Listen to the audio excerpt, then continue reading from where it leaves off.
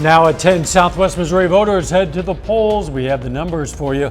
Plus, the impact of the announcement to close the Tyson plant begins to settle in for the town of Newell, Missouri. Now the mayor weighs in. And students at Pitt State received some good news concerning their health care coverage. The 4 states' most watched news starts now.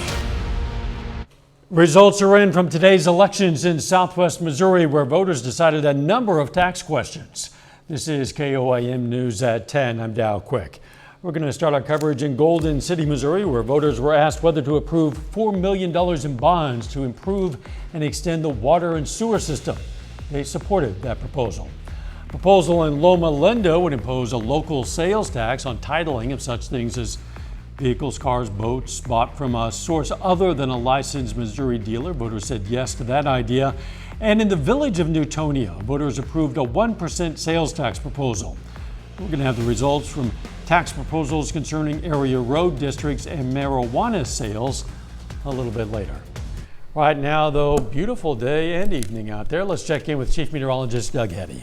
Yeah, it turned out to be another great day for us today. Temperatures into the upper 80s during the afternoon. 89 was our high, started at 69, 91 is our average high, so pretty close to where we should be for this time of the year. Mid 70s to upper 70s in our southern counties. But if we look outside, there's not a whole bunch going on for us right now, but we are tracking big batch showers, thunderstorms, Nebraska and the northwestern parts of Kansas. This is actually going to head toward us several hours away. So it's pretty quiet for about the next 6 hours, and then things get moving. Let's go to 4 a.m. Thunderstorms erupting northeastern parts of Oklahoma and then just kind of explode on top of us. Some of these storms could be strong to low grade severe. Periods of showers and thunderstorms through the morning hours. And again, like I said, some of those could be on the stronger side, and another severe threat tomorrow afternoon. We're going to break it all down for you here in a bit. Catch you in a few. Town officials in Newell, Missouri are responding to the surprising news that came yesterday. The news that the Tyson chicken plant will close in late October was sprung on city officials just an hour before that decision was made public. However, discussions and plans are already in motion to help community members in the coming months. I have a meeting with Tyson again tomorrow, so hopefully I'll be able to learn a little bit more then. Also, John Newby, the president of the McDonald County Chamber of Commerce, contacted me this morning. They want to put on a job fair to try to help people relocate, stay in the area, possibly even stay in town, so all these are positives. Various plans are still in the discussion phase, but the mayor hopes to have much more information for us in the coming weeks. The man suspected of killing his own grandson in McCune, Kansas yesterday is now formally charged with second-degree murder in that case. 70-year-old John Fox of McCune made his first court appearance today to hear that charge. The shooting occurred at this McCune, Kansas home early yesterday morning. Investigators believe John Fox shot and killed his grandson, 28-year-old Ian Fox of Lexington, Kentucky. Still no word on the circumstances surrounding the shooting or a possible motive. A Carthage man learns his fate for a fatal crash that happened just over 2 years ago. Kenton Cowgill gets a life sentence for second-degree murder. Authorities say in July of 2021, Cowgill was passed out in his car, blocking a driveway. Joplin police say when they woke him, he sped away, leading them on a chase. That chase ended in a crash involving 2 other vehicles at the intersection of 7th and Duquesne Road. Police say Cowgill tried to flee from the crash scene and get rid of 94 grams of meth. The driver of one of those other vehicles, 66-year-old Robert McDermott of Joplin, later died from injuries suffered in the crash. In addition to that life sentence, Cowgill also receives 15 years for DWI, death of another, 7 years for resisting arrest, and another 15 years for trafficking drugs. Kansas Governor Laura Kelly announces funding for a veterans cemetery in Fort Dodge. The Department of Veteran Affairs has $650,000 for the expansion of that cemetery.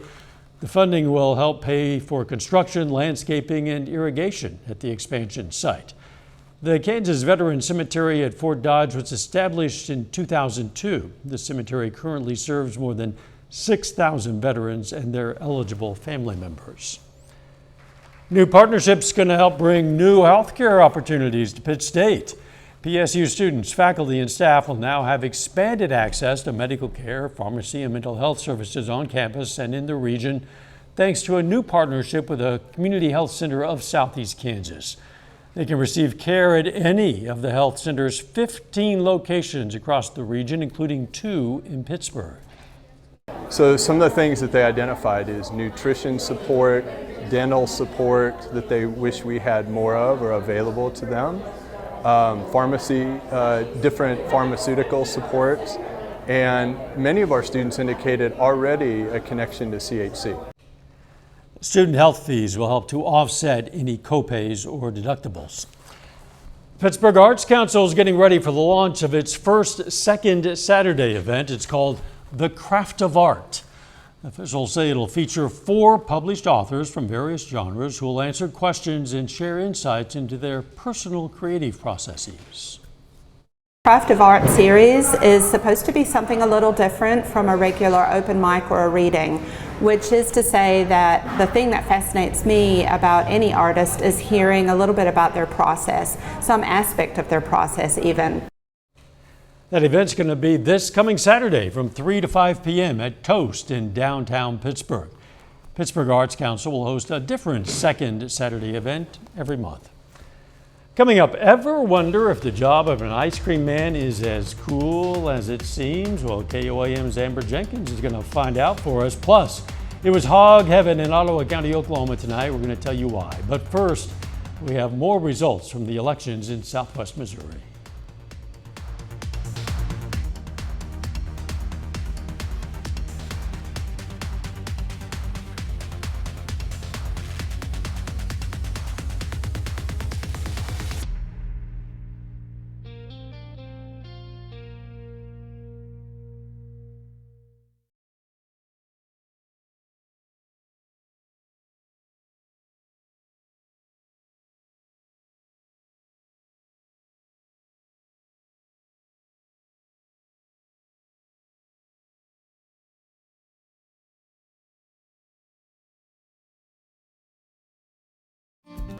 The Ottawa County, Oklahoma Free Fair is in full swing. There was poultry and rabbit judging earlier today, but then this evening, well, there was this. Kids were able to show off their pigs. My husband, my family, we've been doing this since we were kids. So to be able to pass that on to the next generation, to our kids, is just very important to us. And we do it as a family. So the mornings and nights in the barn are done as a family. So in the guilt show, they will be judging based off maternal value and stuff, just how, if they can lay down and have pigs successfully. And in the market show, it's what can put the most meat on that table. Yeah, that looks delicious, actually. You know we all like bacon, right? The carnival arrives at the fairgrounds tomorrow. The free fair runs through Saturday. We've all chased the ice cream man growing up. Confess, you have, we all have. But have you ever wondered what it's like to actually be the ice cream man? Well, KOAM's Amber Jenkins talked with a driver in Joplin to give us a glimpse behind the wheel of this cool profession. But I heard the music and I want some ice cream. Okay. It's not truly summer unless you hear an ice cream truck heading your way. Rodney Daniels started working as an ice cream truck driver because retired living was too boring. Once behind the wheel, even Rodney's wife could see how much he enjoyed it. And went home at night and told her how much fun it was. She decided she wanted to go and sing. Well, guess what? She wants to do this too. I said, oh, wait a minute, hold the phone. Driving an ice cream van can be daunting, especially in record-setting heat. There's no working AC in the van, but with the windows down, it's bearable. It really hasn't bothered me all that much. The humidity part is a toughie. Before this, Rodney worked as a funeral director in Arizona. Battling the heat is worth the impact. Just a way, but you talking about a change of life, yeah, definitely. Rodney assumed the kids will love him, but he realized the adults are just as happy to see the ice cream van. People run up and say, you remind me of back when, back years ago. Well, there's so many places that didn't even have this, but that kind of marks them and shows where they're from. Thank you so much. Thank you. And their past. Everybody likes to remember their past. The ice cream van can bring back past memories, but not those prices. Oh, it's so high. Back when I was doing, well, yeah, back when. But have you went to the grocery store lately? Watermelon cut. I fulfill a little spot, and I definitely enjoy this. Reporting in Joplin, Amber Jenkins, KOAM News. You're welcome. Did you notice Rodney has a remarkable resemblance to another jolly old soul who delivers things to kids? It's the off season. Not saying, I'm just saying. If there's a profession you'd like to be the focus for a day in the life report, contact Amber Jenkins on Facebook. A little bit later, when man's best friend and technology meet, the result is the future of security at one area school. Plus, we have thunderstorms in our future. Actually, late tonight, we're going to look at that coming up.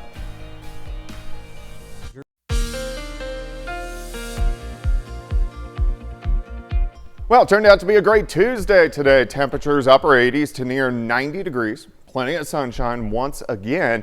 But we do have thunderstorms, which are going to be working in late tonight and then on your Wednesday. Looks good now, pretty quiet. Nice shot. Indigo Sky Casino and Resort, of course, just outside of Seneca, Missouri. Look at our temps. Most of us are still sitting mid to upper 70s. We'll drop back near 70 later on tonight. But it looks good. 7th and range line, 76. Southerly winds light. Dew point at 67, so heat index also equal to the temperature. But nothing is going on so far for us, but we are tracking these showers and these thunderstorms developing out across parts of Nebraska and northwestern Kansas. That batch is going to head toward us. You can see our little wave right in southeastern parts of Wyoming, which is going to head toward us and up our rain chances. Look at this, 4 a.m., 6 a.m., 8 a.m., then they go down a bit and then they increase again as we get into the afternoon hours. So let's go ahead and go through time. I'm going to stop this at about 3:30 in the morning. Scattered thunderstorms starting to get going northeastern Oklahoma. Look how they explode from Cassville, Neosho, Joplin, Parsons, all the way back to Yates Center. So this is 5 a.m. Now some of these storms could be strong, possibly low grade severe. So we're going to watch that. Periods of showers and thunderstorms through the morning. Here's 7 o'clock in the morning. Thunderstorms continue. Here's 10 a.m. and then by the noon hour, most of these are out of here. If this does occur, if we can get the storms out of here by noon, it gives our atmosphere time to become unstable once again as we get into the afternoon and the cold front rolls in. So let's watch that. Here's 3 p.m. Scattered thunderstorms trying to pop up. Southeastern Kansas and then explode right on top of us. And if these can develop, meaning if we can get the morning storms out of here by noon, these guys have the potential to be very severe tomorrow afternoon. If the clouds and the storms hang out till 1 or 2 o'clock in the afternoon, then these guys won't even get going. So we just got to kind of watch and see what happens.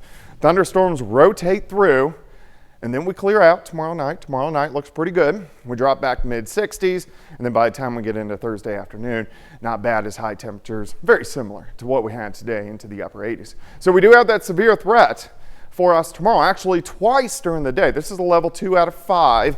And if we look at the timing, so 3 a.m. to 9 a.m., morning batch, those low grade severe.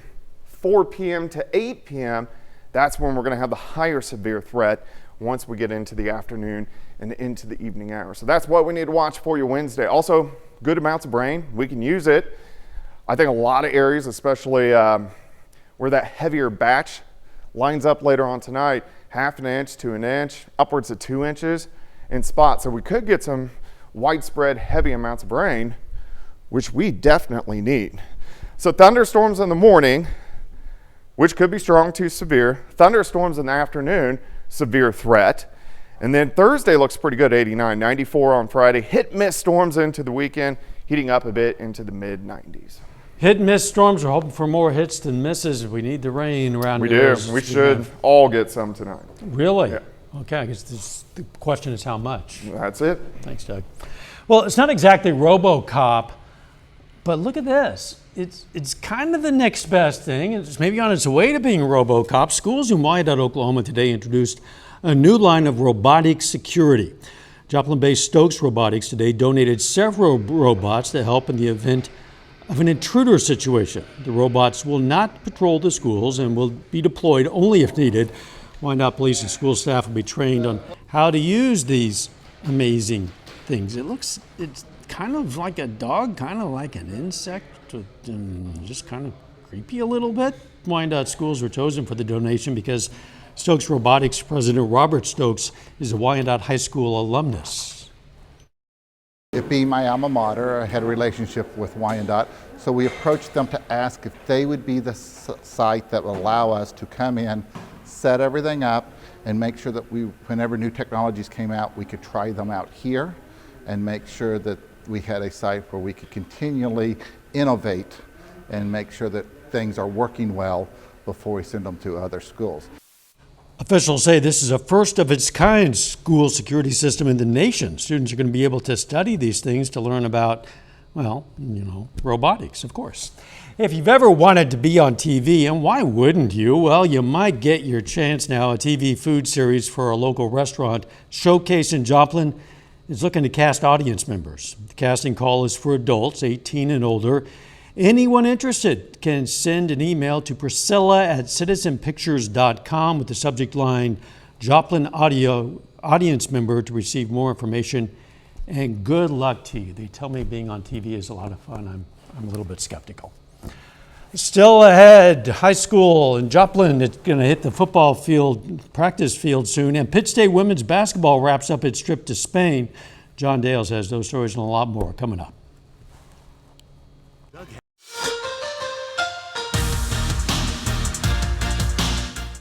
We're on to day 2 of high school football practices in the state of Missouri. This evening, that brings us to Joplin High School and an Eagles team that returns a lot of firepower.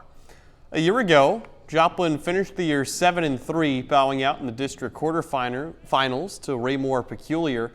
But the Eagles bring back every starting skill position player on offense but one, and senior wide receiver Aiden Sampson, who's been a part of that starting lineup since being a sophomore, says they're ready to exceed those already high expectations. I'm excited for it. We've been a really good team. I mean, we've had starters since my freshman year. So their last year here, I mean, a lot of people are expecting us to be great, and I know we're going to be great. Yeah, I'm really excited for it. I've been starting since a sophomore.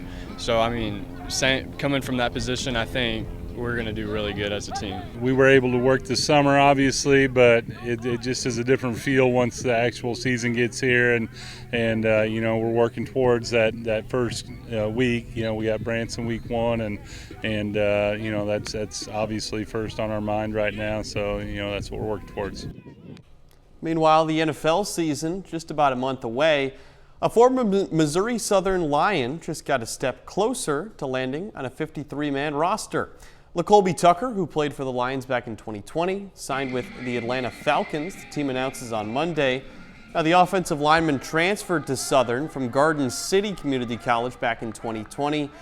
And you might remember, only one game played that year for the Lions, and Tucker actually hasn't played any organized pro football since then, up until now, outside of participating in the XFL Combine this summer. Meanwhile, Pitt State women's basketball closing up shop on its trip to Spain. Gorillas go 1-2 in the exhibition games played against international competition. Pitt State started out 2-0 in Madrid before dropping its final game in Barcelona on Monday. Players and coaches from the Gorillas say this trip was still a once-in-a-lifetime opportunity, even though it hurts to end on a loss. Facing top-level competition in the off-season is invaluable. Now, the Gorillas plan to return home to Pittsburgh on Thursday. Their season gets started with an exhibition game at Kansas State in Manhattan on November 3rd. Elsewhere in the NFL, the top 100 rankings, as voted on by the players, are finished up. Not a big surprise who goes number 1. It's two-time league MVP, two-time Super Bowl MVP, Chiefs starting quarterback Pat Mahomes. It's actually the second time he's finished with that number 1 ranking in the league's annual top 100 list. Both of those have come after a trip to the Super Bowl, first one being in 2021. It's been quite the offseason for Mahomes. Not only does he go number 1 on the list, also gets featured in that Netflix quarterback documentary, wins a couple of ESPY awards, Best Male Athlete, Best NFL Player, and like I just mentioned, Super Bowl 57 MVP. Now, Mahomes not the only Chiefs player to finish up high on the list, too. In fact, Kansas City is 3 players in the top 10. It's the only team in the league to have more than one top 10 player. Defensive tackle Chris Jones finished his 10th after a career-high 15.5 sacks in 2022. Travis Kelce, one of the best to ever play the tight end spot, in at the number 5 position after breaking a position record last year for the most games with more than 100 receiving yards. Seems pretty simple. You could just take Pat Mahomes, put him at that number 1 spot every year. I would think so. I'm Yeah. sure that there are lots of fans of other NFL teams who get tired of hearing about Patrick Mahomes, but this Chiefs fan, lifelong Chiefs fan, never will get tired of hearing that. We'll be right back.